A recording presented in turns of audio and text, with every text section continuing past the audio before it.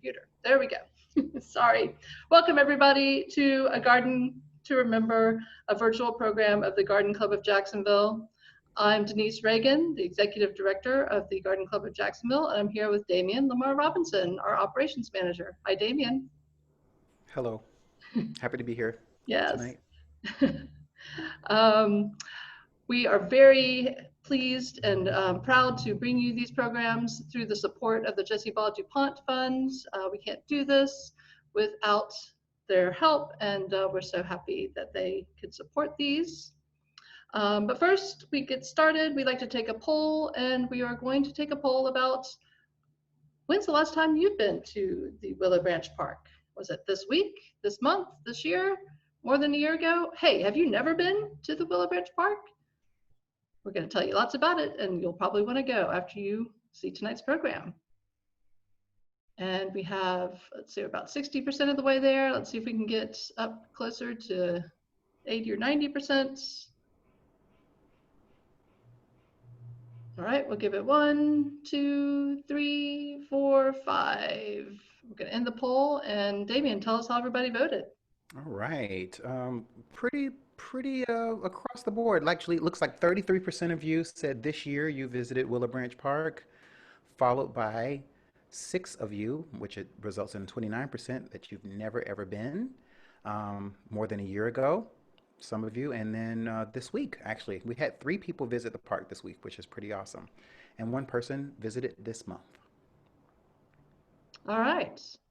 So I have some people to introduce, and we'll get started with Richard Cirilio. Richard was born in New York City and studied speech-language pathology, earning a bachelor's degree at Mercy College, a master's degree at Long Island University, and interning at Cornell University Hospital. Richard moved to Jacksonville in 1976, working at the Speech and Hearing Center in downtown and St. Vincent's Medical Center. He worked with the Clay County school system for the last 26 years of his career until he retired in 2016. Currently, Richard is the proprietor of the 1910 General Store B&B, located in the historic district of Riverside, Avondale. A longtime civil rights activist, starting during his teenage years in the 1960s, Richard is an active member of the LGBTQ community, bearing witness to major legal and political gains, as well as the devastation, loss, and major battles associated with the global AIDS epidemic. You'll hear more about his journey in tonight's program. I also want to introduce Scott Fraser. Since 1991, Scott has been a general practitioner in the world of architecture. He has designed a broad range of commercial projects, including office buildings, shopping centers, grocery stores, medical facilities, restaurants, churches, warehouse, and industrial facilities. He is fortunate to have many repeat clients, particularly real estate developers and contractors, who recommend him to others because they value his work and appreciate his responsiveness. Teresa Parlato, who was going to be with us tonight, but maybe she can find a way to dial in from the park where she is. Teresa has lived in Jacksonville for 62 years. She graduated from Bishop Kenny High School and has been a Murray Hill homeowner since 2000. She has been a certified builder since 2007. Teresa spent years gardening with her mother and co-founded the Planned Parenthood Facebook group in 2019. Scott Dowman moved from South Georgia to Jacksonville to begin first grade in 1965 and graduated from Terry Parker High School in 1977. He moved to Athens in 1982 and earned a degree in landscape architecture in 1987. After returning to Jacksonville, Scott worked with a landscape architectural firm for 3 years, then transitioned to retail nursery garden design. He formed a company called Blue Iris Garden in San Marco in 1995 and worked on residential garden design and small-scale commercial and public spaces in Jacksonville. He also volunteered for Greenscape on tree planting projects. Scott is currently retired and part owner of Rusted, an antique and vintage shop in San Marco where he provides garden and neighborhood planting designs. And last but not least, Keith Doles is a resident visual artist at the CORK Arts District in Jacksonville's Riverside neighborhood. His work ranges from graphic design to abstract expressionist paintings. Keith has been featured in regional galleries, including the Ritz Theater and Museum, the Kummer Museum of Art and Gardens, Jacksonville International Airport, and the Morian Arts Center in St. Petersburg. Please help me welcome all of our speakers for the evening. And if you have questions tonight, please post them in the chat throughout the program, and we will queue them up to the speakers along the way. All right, so first we're going to go straight to Richard out in Willow Branch Park. Richard, take it away. And we may need to have him unmute. There he is. We can't hear you, Richard, yet. You need to unmute.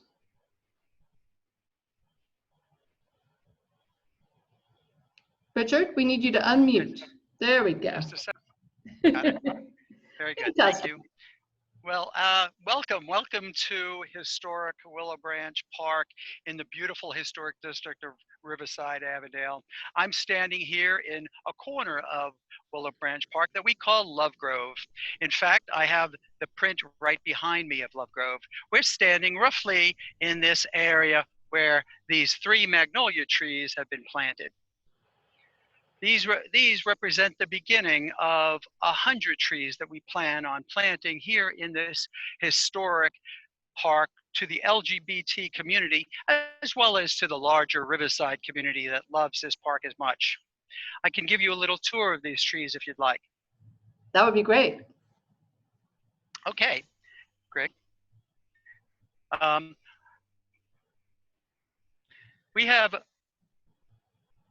We put these trees in on Valentine's Day last year, 2019. And because it was on Valentine's Day, and these trees are symbolic of people that we have loved, we've called it Love Grove. On each one of these trees here, as well as the trees that have been planted further on into the park, there are names of individuals from Northeast Florida. Many of the names right here are from people that live literally across the street. In fact, as I'm looking at this tree, I see the name of a good friend of mine.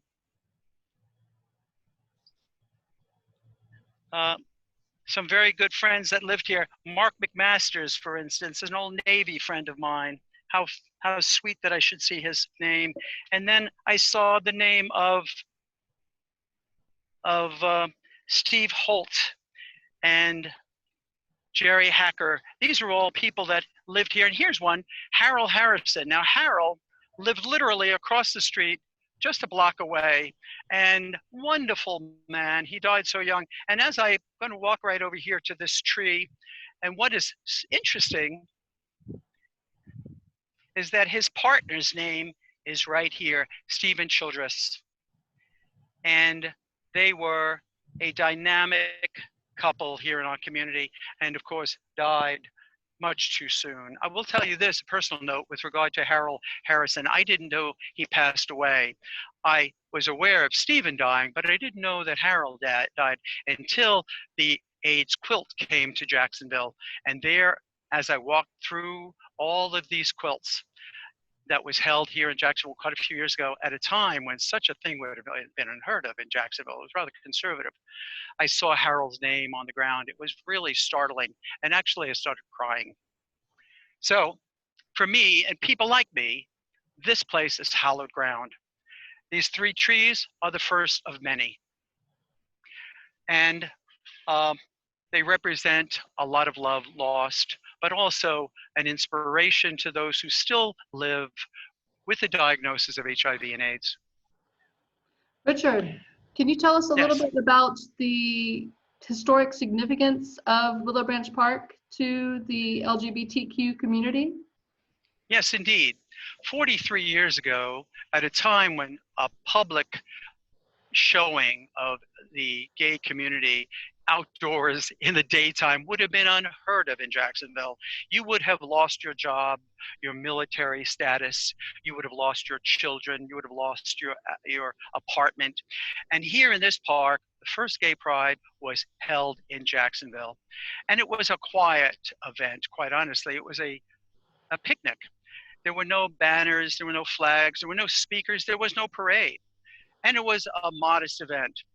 And yet it was electric because of the symbolism. I was there. I remember I was here with my friends, many of which unfortunately are no longer with us.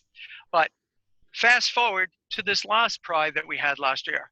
The largest parade in the history of Jacksonville was the Pride Parade.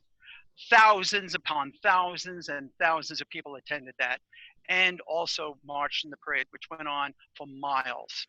So from those humble beginnings here in the park 43 years ago to today's demonstration of pride, political will, and action. That's fantastic. So you mentioned that there are more trees that you plan to plant in the park. Yes, let's step over here at this map I have.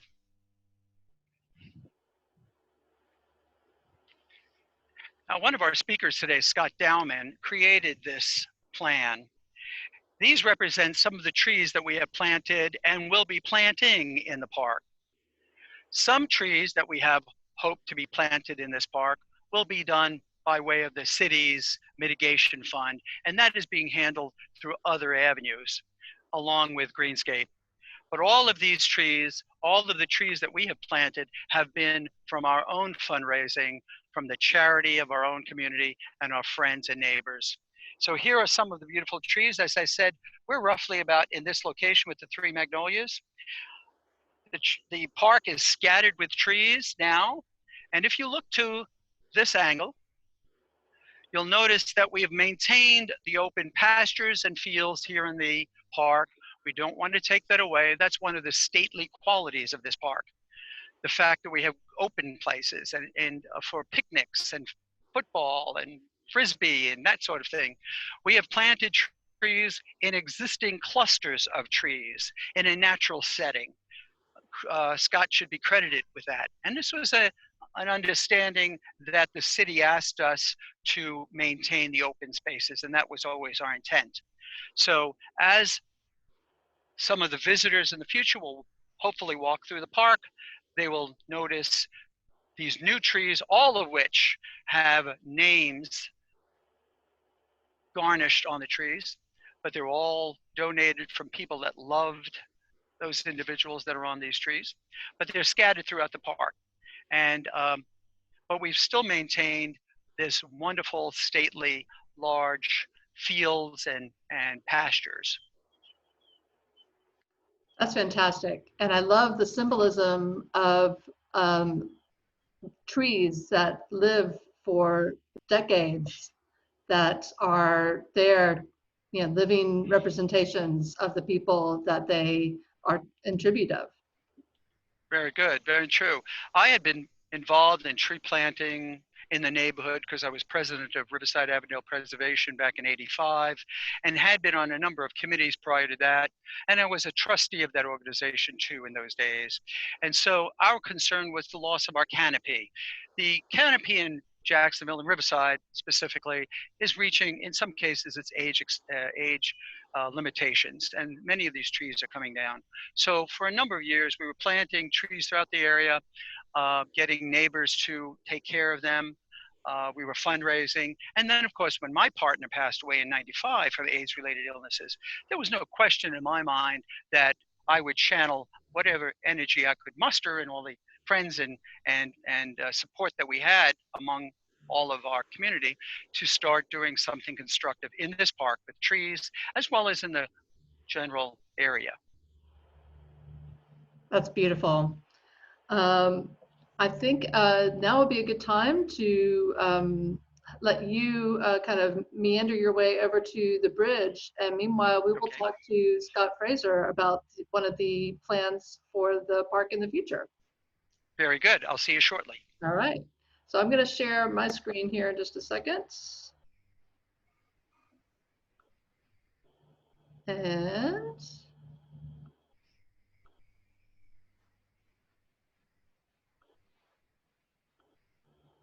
you may notice this Love Grove t-shirt that Richard was wearing. These are t-shirts that the AIDS Memorial Project of Northeast Florida is selling to help support their work. So you'll learn more about how you can score one of these in the later in the program. All right, so Scott, are you there? I'm here. How are you doing? I'm very good. So you have been involved with this project for quite a while, and a big part of your the project is this bridge. Do you want to tell us a little bit more about it? Yes, I'm really happy to be involved in this project. I'd just like to talk about the symbolism of the design for a minute. It's pretty straightforward, really. We have a bridge that's supported by fallen trees. And these fallen trees represent those who have passed away due to age-related illnesses. The bridge itself is made of glass, which is significant in two ways, I think. First of all, it's intended to provide a bit of a shock when you realize that you're going to have to cross a glass bridge. That could be a little bit daunting. And also the glass is intended to make the bridge disappear in a sense, and that represents the fact that we can't really make the transition that those that have come before us have already made. It's impossible for us to be where they are now. There are two paths related to this bridge. There's the path leading up to the bridge, which is paved with red bricks. The red bricks symbolize blood and life, vitality. Once you cross the glass bridge, you come to a path paved with yellow bricks. And these yellow bricks represent refinement, gold, value. This yellow brick path leads to a spire, a very tall stainless steel spire that represents a connection of earth to heaven, which actually trees and people also represent that same connection of earth to heaven. And that's basically the symbolism involved in my design for the AIDS Memorial Station. It's a really striking design. And I do get the feeling that crossing that glass bridge will be a little daunting for some, but it will be kind of an exciting, to do it. I'll be first. kind of an exciting process as well. Absolutely. And I don't know if Richard has made his way to the spot where the bridge is going to be. I know that he wanted to talk a little bit about the spire. Richard, are you in place yet? I am. Fantastic.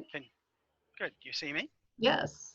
Perfect. Well, let me give you our example of how beautiful Scott's work will be. This is a piece of public art that will be a functional piece of art. This is not just something to be admired from a distance, but to be experienced as you traverse it.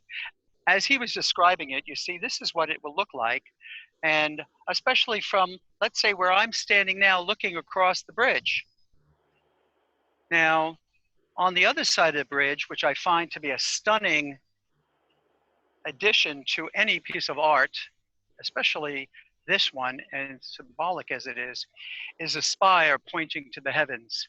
And the spire is almost like a cathedral. If you look at this from an angle, the overlaying of the arches and the spire and the walls, it almost gives the impression of a cathedral if you take it from an angle. But of course the spire is pointing to the heavens, and that will be illuminated in the evening. So as people come through the park or maybe drive down Park Street, they're reminded of what's really important. And so it makes me get a little sad when I think about it. But the symbolism of going over the glass bridge really will be a dramatic effect because, as Scott says, it's transitional. For me, it gives this sense of being lifted, of being brought above. You know, it is, I suppose, a transitional period from one existence to the other. It's really a beautiful symbolic piece. And of course, looking at this piece of this here, as we look at this piece of work, you can see the stainless steel branches that will traverse the stream, and the golden bricks, the yellow brick road, which will precede the glass bridge then we'll add to the red brick road. So it's a dramatic piece. And let me also add that when this is completed, and by my words, it will be completed, but when this is completed, it will be the only other AIDS memorial in the entire Southeast. There is not one in Atlanta. There's one in Miami or Fort Lauderdale or New Orleans or Charleston or Savannah.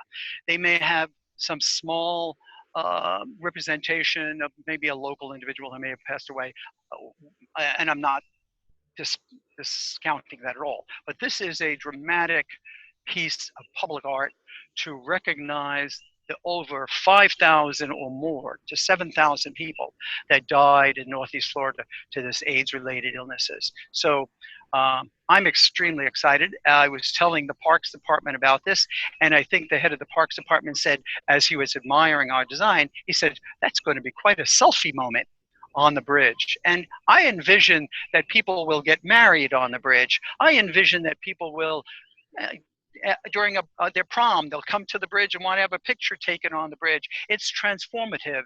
It's a stage from one existence to the other. It's actually a very beautiful piece of work that Scott Fraser created. Well, Richard, we have a couple questions that came in from our from some of our participants tonight. Yes. How close are you to building the bridge? There's a long process that we have to go through. We have submitted our paperwork and our plans to the Parks Department, and they stamped it, moved it along to Public Works. We had a meeting with Public Works, and at that point, and we were going to talk to them about any kind of changes that would be required. You know, there are many laws that I'm certainly not aware of for crossing a bridge over this little waterway and all that sort of thing. There are things, and so we were starting the dialogue with the Public Works just as COVID came marching into town, and so everything sort of slowed for a while on that. So we will be resubmitting our plans with maybe some mild modifications to it, and as soon as they're resubmitted, then we'll see. Maybe the city will act upon that and grant us the permission to proceed. And then when that happens, well, they'll be hearing a lot from me, you know, for major fundraising, because this is a major undertaking. Well, everybody agrees that it's definitely a commitment with the cause, and they want it to happen. There's so many good things happening about, or good quotes or comments coming in about the bridge specifically. But how far down from the bridge is the stream below? It would be, I would say, 6 feet at this point. Now, what they're doing to the creek is, if we can pan the camera, let me get my cameraman. If we can pan the creek, you can see that the creek is has eroded over the years, and they're rebuilding some of the walls, the balustrades of the walls to hold it back. They've already started in earnest at the mouth of the river, and so this area will have to be redone and secured before we do any major action on our part. And that will also affect the mural that we'll be talking about shortly with Keith Doles. So the city was very concerned about the height of the bridge as it would relate to any kind of construction or repairs on the wall in the future. And so these are details that can easily be worked out. Well, it's definitely beautiful. Thanks so much for sharing so much detail about it. Thank you. Before we move on to our next presenter, tell us where you are in the phase. Like how far along are you in the project right now? In the project, well, we've really come a long way from our inception 3 years ago, incorporation and bylaws and, you know, all of the things that are required for an organization to start. Our board of directors, our board of advisors, all of that. But as far as this is concerned, we now have the blueprints, we have the plan, we have the architect, we have all of the necessary plans that will then take us to the next point. As soon as we get permission from the city, as soon as they are in dialogue with our architect, with our structural engineer, as soon as we start with that, then we can, with earnest, we can really move ahead quickly. But at this point, we have all of the necessary, we've crossed our T's and dotted our I's with as far as the plans and the paperwork are concerned. So I would say, where are we? We're certainly well beyond the beginning. I would say we're a good third way into the project. Well, you've done one of the most important things, which is to have something to aim for, and you have these beautiful, drawings and creations of what it will look like in situ, and it will be a stunning piece to add to that park. In fact, I think that looking this way from Park Street down through the creek and seeing this beautiful structure spanning this little creek at night, illuminated with the spire, will just be startling. It will be a piece of public art, the likes of which I think the city will be very proud of. There will, of course, be detractors. There are always detractors, but we are resolute on our plan to have this done. My board of directors is as committed to this cause as I am, and the community is diverse and empowered. We will see this through, and I know the city will be proud of it when it's finished. Well, that's fantastic. Meanwhile, there's something that's going to be happening rather quick, and so I'm going to share my screen again so that we can look at the plans and talk to Scott, a different Scott this time, and have him take us through this project. Teresa's still trying to get connected to the program, and we're so sorry that this is not working from her end. But we do have Scott here with us. Scott, are you there? Yes, thank you. Hello, everyone. We're gonna go. Let's go down here. Can you hear me? Hello? Yes. Okay, thanks. I will try to speak well for my friend Teresa. I know that she has put a lot into this.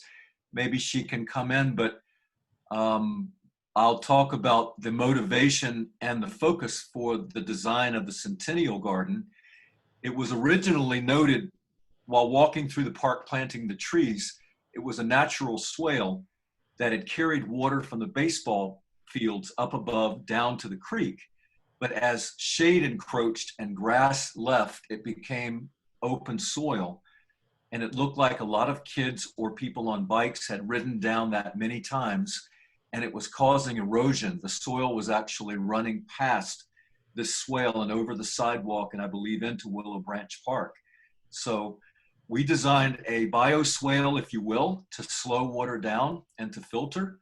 We originally did not have all native plants. We were trying to use plants that Planned Parenthood had in excess and volunteers could bring. But then after talking to the city and just discussing it among ourselves, we decided to set an example and to promote all native plants. So the beginning of the plan at the very top is open and sunny, and there's a trio of blue vitex trees, which are quite beautiful. Underneath that is mixed trailing lantana, which is a perennial native ground cover that can be trimmed back each year. Down into the center of the swale, American beautyberry is a 5 to 6 foot high natural native shrub that has tiny purple berries that cover stems in the fall. Very beautiful for cuttings. Around their base, purple porterweed. We tend to stay with purples and with blues to calm the palette down and draw a little bit of attention to it. As you reach the bottom of the swale, there's a little bit of a pond feature where water does collect during a heavy rain. We placed a weeping willow, and then around the very outermost banks of that embankment, we will plant mixed irises, both Louisiana and the apostle iris. Beneath the weeping willow is a beautiful gentle ground cover called blue-eyed grass. It grows in lower light. It looks like a quality liriope, but it's covered with small bell-shaped flowers. And then adjacent to a tree, sort of down a bank, 60 shield ferns, which are the non-invasive native type of ferns. They look like small cinnamon ferns. They unfurl.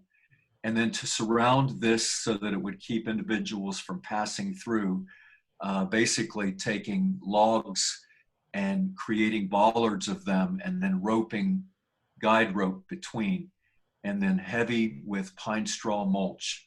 So everything is as natural and native. And then I missed one going up the hill, pink muley grass, which is one of my favorites. It blooms like smoky pink in the fall. For people who live in Avondale and Ortega, it's on the embankments of the old Ortega River Bridge and blooms beautifully in October and November. So I'm proud to be a part of this. And I think that Teresa looks like she is ready to come in from what I could tell by message. Cool. Before we go to Teresa live, Teresa, are you there? She may not hear us yet, but oh, there's Teresa. I wanted to just highlight some of the plants that you were talking about. And I know that there's, I know you have most of the plants, but you're always willing to take some more of these plants that can help fill out the plan. So you just want to talk through these one more time, the giant apostle's iris? That would be great. These are all dividable plants, the dividing of the apostle and the Louisiana iris, as well as the others. The Louisiana iris, they all will grow. The muley grass can be divided from a stand and small plugs, so people can donate the pink muley grass as well. The blue porterweed is a perennial.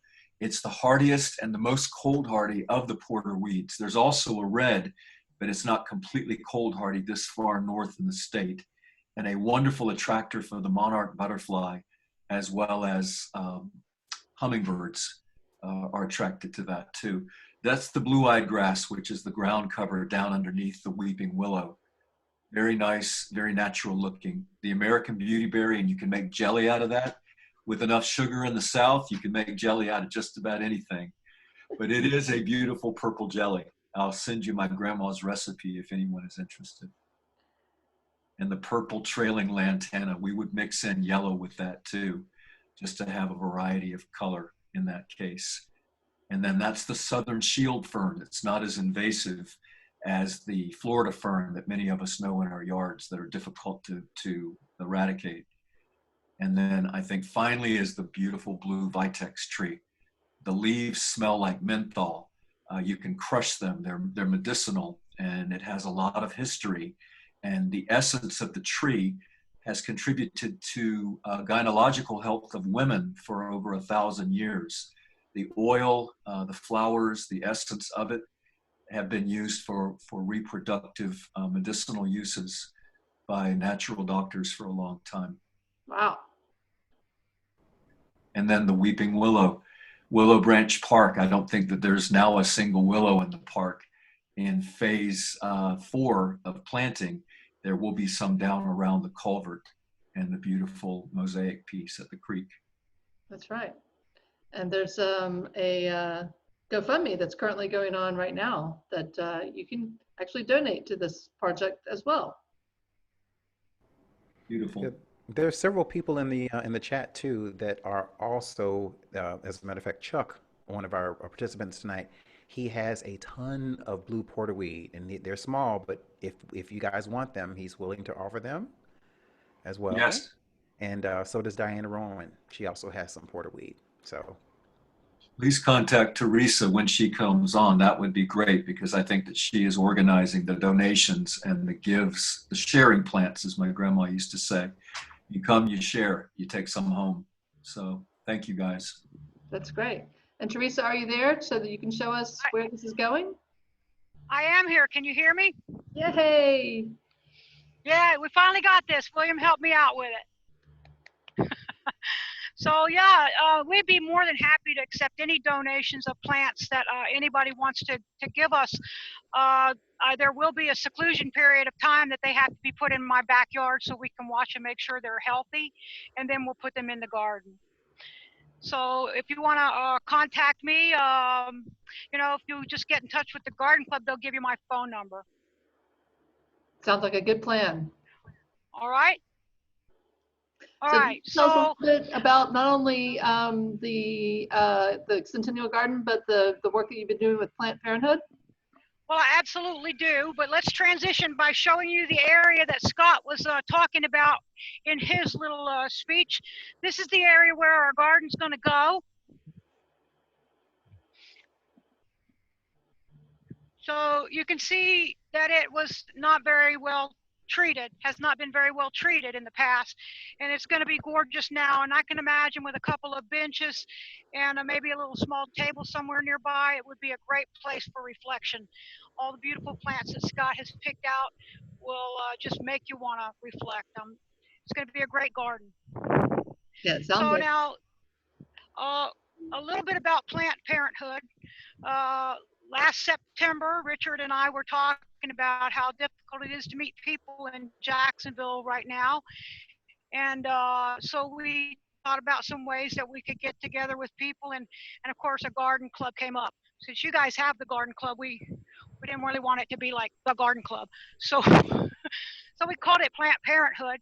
And it's a social group primarily on Facebook, but we have over 500 members right now. And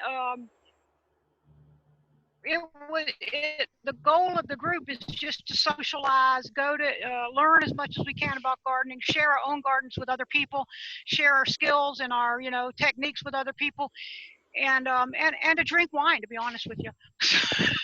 So that's the main goal. Now right after we started it, I left to go to Italy and didn't come back until just before the coronavirus came by. And we haven't been able to have any events yet. So when Richard and I were walking the park one day, he said, "You see this area?" He said, "This needs some help." He said, "I think your Plant Parenthood group is going to build a garden here." And that's how it all got started. This year is the 100th anniversary of Willow Branch Park, the founding of Willow Branch Park. So we've named the garden the Centennial Park, the Willow Branch Park Centennial Garden. And like Scott was saying, it's going to add a lot of color and a lot of texture to the garden. And it's going to bring bees and butterflies and whatever, squirrels, whatever. But anyway, we've had a couple of fundraising events, and we now have enough money to purchase the plants and put the garden in, and we're going to be doing all that on July the 25th. So we're looking for volunteers to come out and help us plant this beautiful garden. That's great. That was my next question. So, and if people want to volunteer, who should they contact? Well, they can reach me. They can reach me on Facebook on the Plant Parenthood Jax Facebook page. They would have to. It's kind of a private page, so they would probably have to express interest through somebody who's already a member of it. Richard Cirillo is a member, me, or if they contact the Garden Club, I'm sure you guys will give them my phone number, and we'll get it done that way. Fantastic. All right, we'll do it. But so we're going to have a lot of fun on the 25th, and we're going to get dirty. Be there or be square. Right. All right. Be square.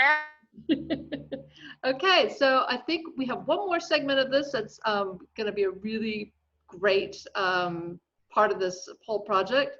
So I'm going to go ahead and let's see. We're going to talk to Keith Doles, who is a visual artist who created a beautiful mural for this park. And we'll go to that. Hi, Keith. Hey, Denise. How are you? Hi. Good. How is everybody? Very good. So tell us about how you got involved with this group and this mural for Willow Branch Park. Well, Richard's been a friend and a collector of my work for a little over about 3 years. And we got together about a year ago, and he talked about the AIDS Memorial Project and approached me about doing a mural.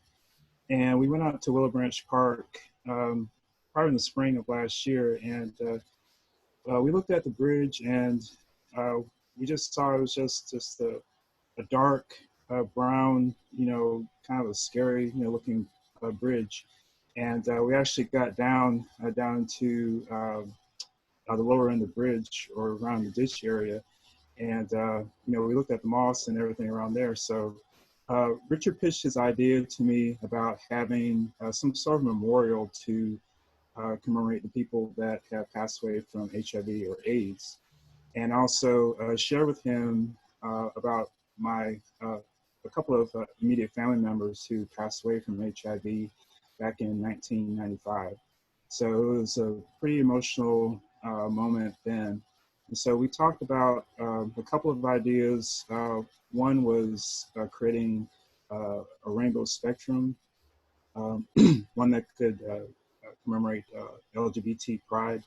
Another one was having a floral garden having several flowers. So after the initial discussion, I put together some sketches and presented this to the AIDS Memorial Committee, I think back in May of last year, I believe. And this design, got approved. And some of the suggestions were for some of the sunflowers in the background that we could actually put some of the names of some of the people who passed away. Could either have them handwritten in gold lettering, or just have the names either printed inside the flowers. So as far as the design itself is concerned, that part is settled, but I think we're still in discussion about how far we could take the design. So we met with the city earlier this year before COVID took over everything, and presented this to the park and recreation management. And we talked about how to execute this. I told them what materials I was going to use, and so I believe we got a temporary permit. So the only thing that's holding things up now is that we're still having discussions with the Parks and Recreation Department. Actually, I have a meeting with them tomorrow afternoon, so I might have an answer about getting the bridge prepped and ready to paint, because there are some issues with it. There's maybe some graffiti there, some moss in the center of the bridge, so we have to see if we can get those questions answered. And also, we're still trying to find out how to pay for the bridge. So there's been some people who've offered to be a benefactor. We've also talked about some different fundraising efforts for this. That's fantastic. Let's go. I think Richard is live from the park where this culvert currently is. Are you there, Richard? There you are. And he may need to unmute first. Second mine. There we are. Yeah. We got you. Okay, they got me. Good, good, very good. Let me add one more thing, just to tie into what Teresa had said. There were three of us. Gary Lambert although Teresa's the good looks of the committee, I may pull behind her and not even particularly as smart, but Gary Lambert was our driving force with this, and he was the one who came up with the idea as we were sitting around having coffee, the three of us. So I want to give credits. I want to shout out to my good friend Gary Lambert, because he was a great guy too. So as it relates to this wall, you can see behind me the present condition of the wall. It's got a bit of graffiti on it. It has been blacked out repeatedly by the parents of the children who go to school at West Riverside Elementary, because the graffiti has been obscene at many times in the last few years. I spoke to the Parks Department about this, and they were very sympathetic about it indeed. And so one of the things that the Parks Department said, that if someone was offended by the sunflowers that we create here, that we would have to return it back to the way it looked. And I said, well, I think my mother would smack my hands if I wrote those bad words on a wall, and she'd probably wash my mouth out with some soap, because there's been some serious words on that wall. But so we're not going to return it back to whatever it is now. but I can't imagine anybody not loving Keith's work. It is so uplifting and it is so inspirational, tied in with the beautiful work by Scott Fraser and Scott Dowman. This park will be a gem in the city of Jacksonville. And I really look forward to us starting on this mural. This is a very doable thing. And I believe that Keith has some artist friends who are also as noted as he is in this community who will help him on that. Is that right, Keith?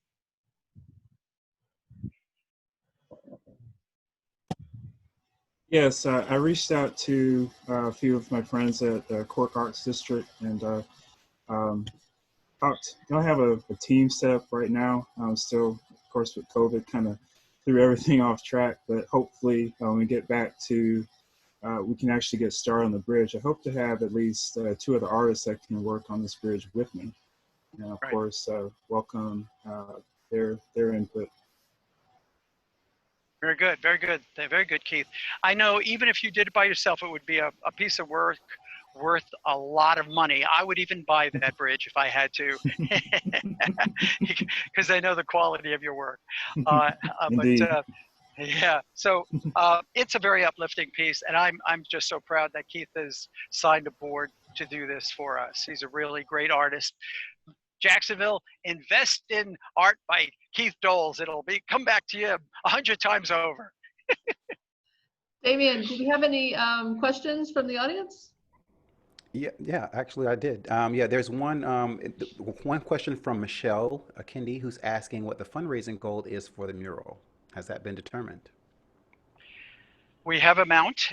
We have a figure that Keith has come up with. We had a benefactor who had specific desires on what the wall would look like. The city would not permit plaques being placed on the wall in memory of an individual on a public piece of property. So that individual has stepped back. So as far as fundraising is concerned, we would be very happy to have a conversation with anyone who would like to underwrite this piece of public art. And we can give you more information on that at another time. Thank you. There's also some feedback that came in, some really good feedback from three of our participants in reference to addressing the issue with the graffiti. One of the issues, you can actually install some low-level growing plants that might make the graffiti painful or make the getting to the graffiti painful or more difficult without covering the sunflowers.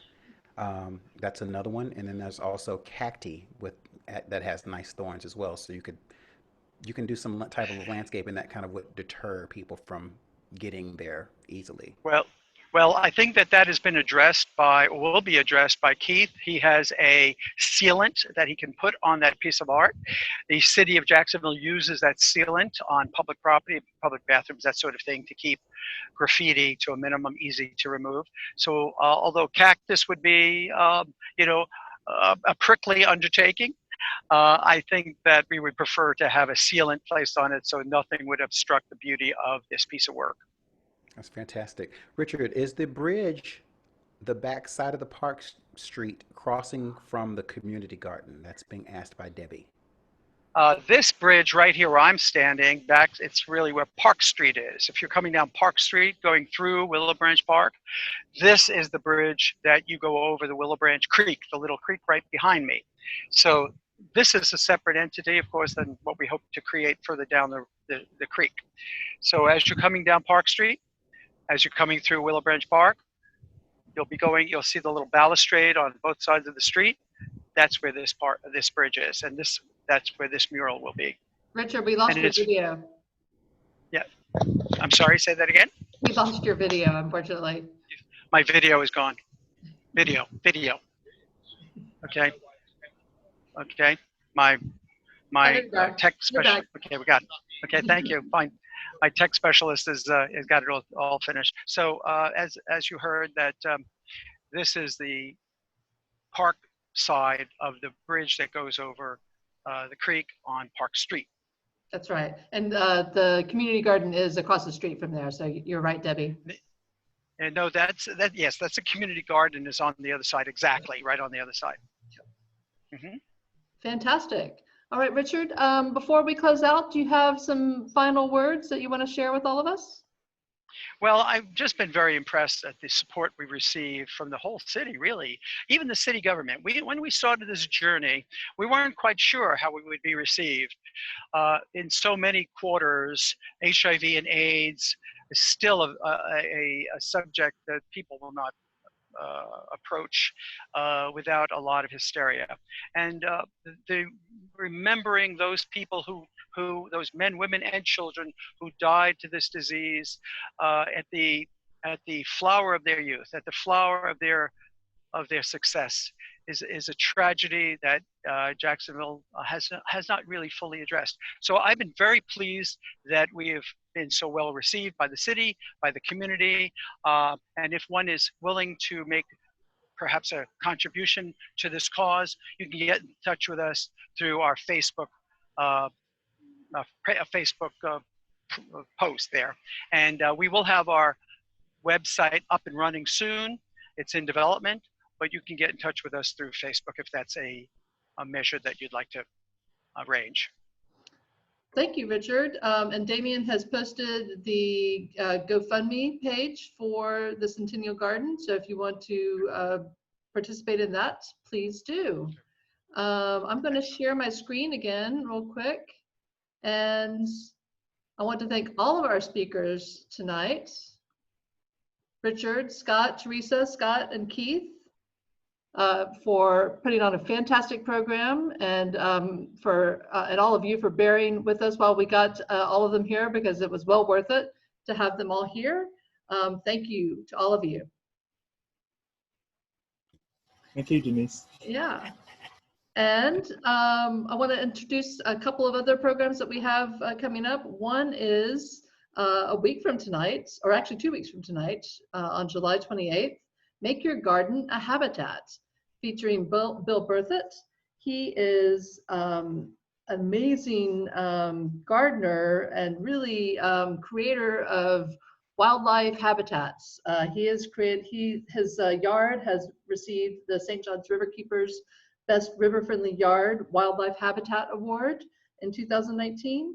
And he's going to be giving you some pointers about how you can create just such a habitat in your own garden.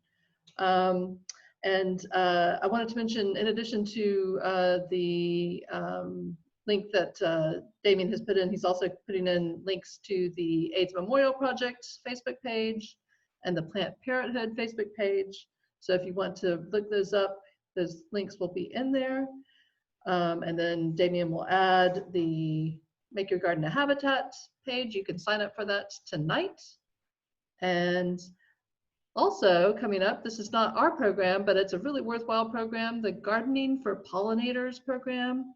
It's put on by the UF IFAS Extension Office. It is a really cool self-guided class. It's several hours, but you can do it at your leisure.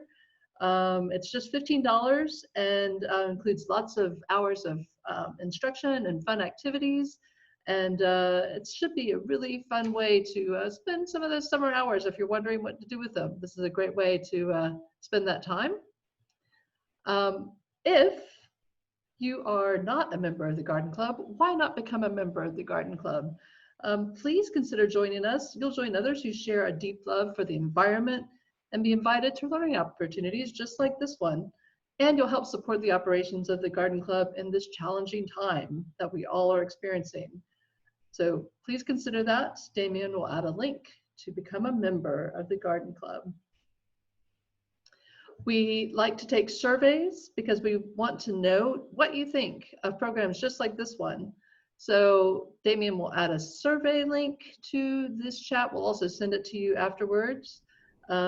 Just take a moment. It takes no more than 4 minutes to answer just a few questions about what you thought of tonight's program, and what time of day, what day of the week programs work for you, and just a little demographic information so we know who our audience is. No one else will use that information except us. We won't sell it to anyone. All right, so with that, I want to thank the Jessie Ball DuPont Fund for helping us support these programs. And I want to thank my co-host and partner in crime, Damien. Partner in dirt. That is, We're are growing things dirt. here. We're definitely growing things.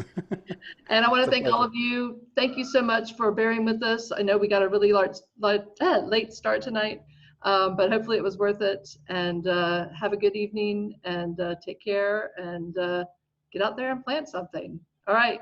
Good night, everyone. Good night.